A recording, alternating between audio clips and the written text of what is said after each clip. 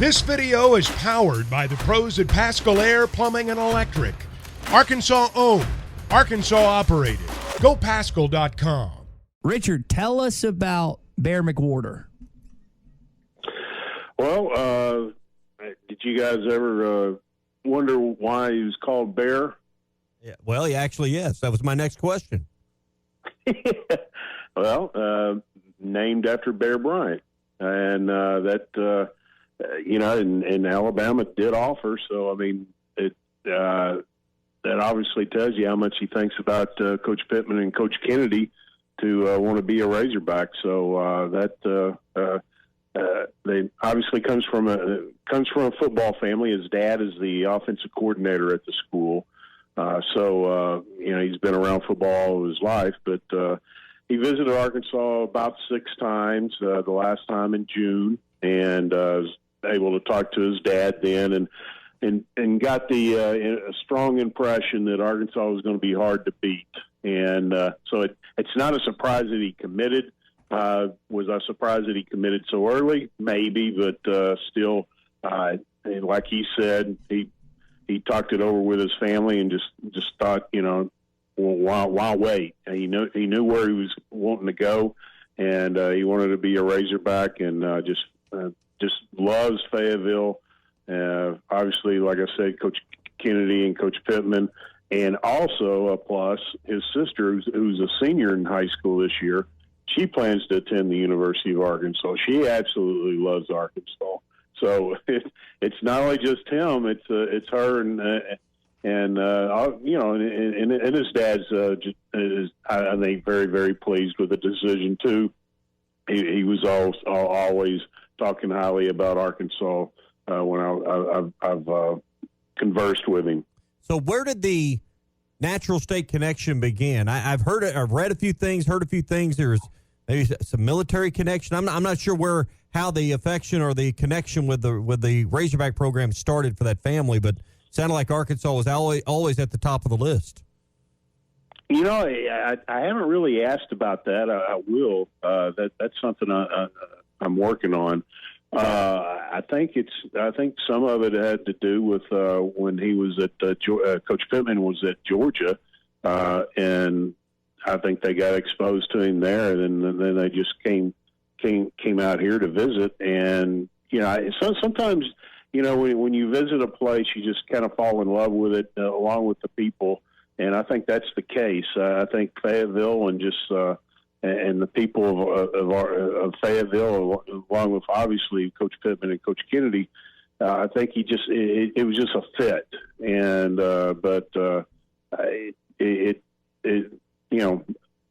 an offensive lineman named Bear, it doesn't get any better than that. Yeah, no question. We're talking to you with Richard Davenport on the McLarty Daniel hotline. You got 2 2026 commits already. Richard's 2023. Is that normal? No, it's not. I think it was just I think so far it's just been the perfect storm. With Bear, with what we just talked about with Ty Lockett.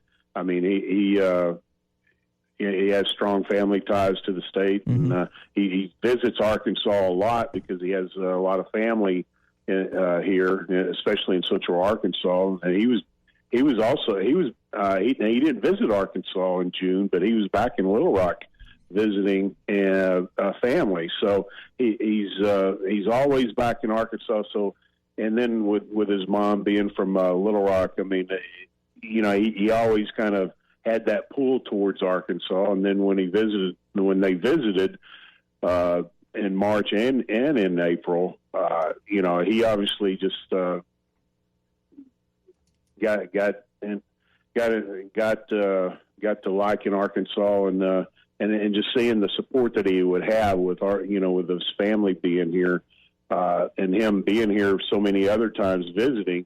He's just very, very comfortable with the state, and then he became comfortable with the University of Arkansas. Richard, from the Central Arkansas kids and the Southern and Eastern ones that you've talked to this week, I know they're not supposed to be in contact with the coach. It can't be like an official recruiting trip this weekend, but are there a good chunk of non-official visits going on, or is there be a good contingency that'll watch this game in War Memorial live on Saturday? I honestly haven't even reached out because, I don't know how many kids are going to just go and pay, get a few tickets and pay for themselves to visit and not be able to interact with the coaching staff. I think in the past there might have been one or two guys in previous games that visited and paid their own way, but most, there's really not much you can do, on a so-called recruiting trip when you can't have interaction with the coaching staff and you have to pay, and then you throw in, you have to pay your own way. It's not the best formula to get kids to come and attend the game. Yeah. So you live in Little Rock. You're there every day. You and Warren Stevens run the town together. So what's the pulse there in the town? What's the buzz on the street about the game this weekend? Yeah, Warren and I have been talking this week about the upcoming game, yeah, I was wondering when you were going to take me and Ty out to the Alotian Club for a round of golf. Yeah, maybe some cocktails, but we're waiting on that invite, Richard. I'll talk to Warren about it. All right, please do. I'll see what I can do. But there's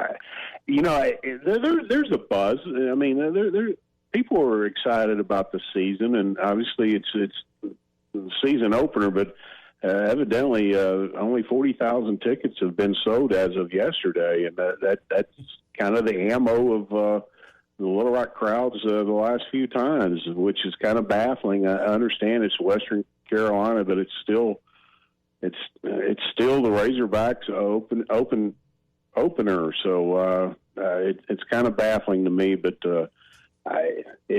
it's just not the enthusiasm is not translating to ticket sales, I guess you could say. That's 40,000 sold and given away for this weekend, and I wonder how many of those are from Central Arkansas. I mean, but I when people say, "Well, this is another piece of evidence why you should pull the games out, never play there again, horrible stadium," all that.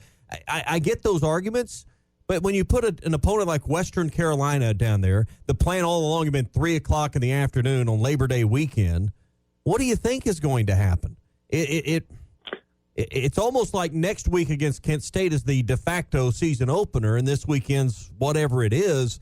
I mean, I can't blame Central Arkansas for not showing up by the tens of thousands and, a line outside the stadium, desiring to get tickets, when you're playing Western Carolina on a holiday weekend. I guess I look at it differently just because just the way I was raised. When I was a kid, man, most of the games that I went to were these type of games. Why? Because tickets were available. The bigger games, it was harder to get tickets.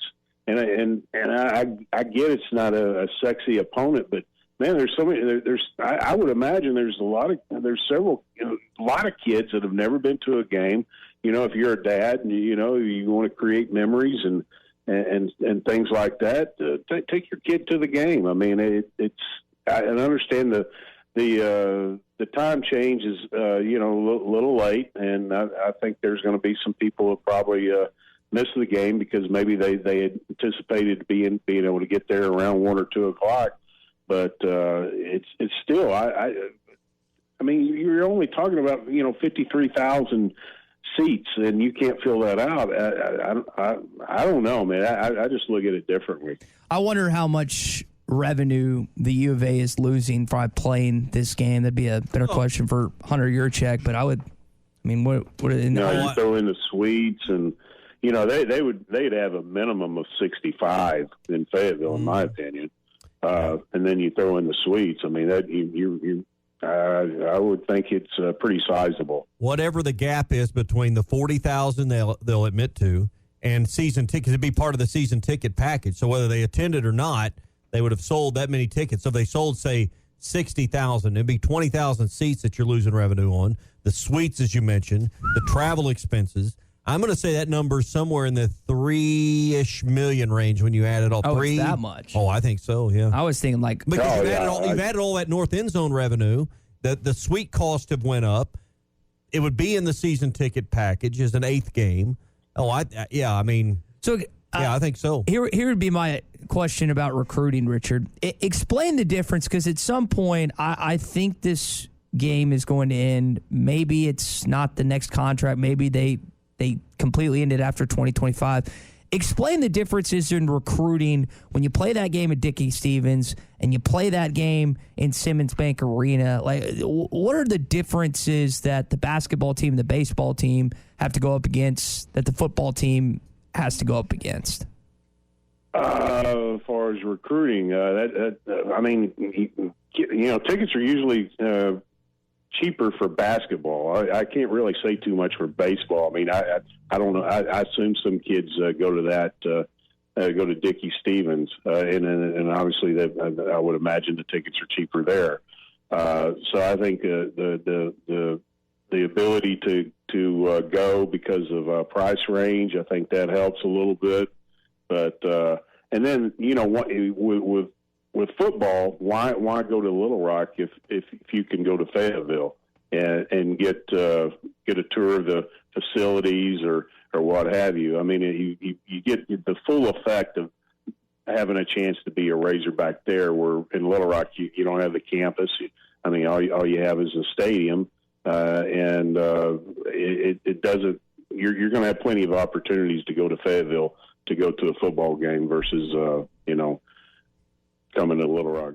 BetOnline is your number one source for all your betting needs. Get the latest odds, lines, and matchup reports for baseball, boxing, golf, and more. BetOnline continues to be the fastest and easiest way to place your wagers, including live betting and your favorite casino and card games available to play right from your phone. Head to the website or use your mobile device to sign up today and get in on the action. Remember to use our promo code BELIEVE, that's BLEAV, for your 50% welcome bonus on your first deposit. Bet online, where the game starts.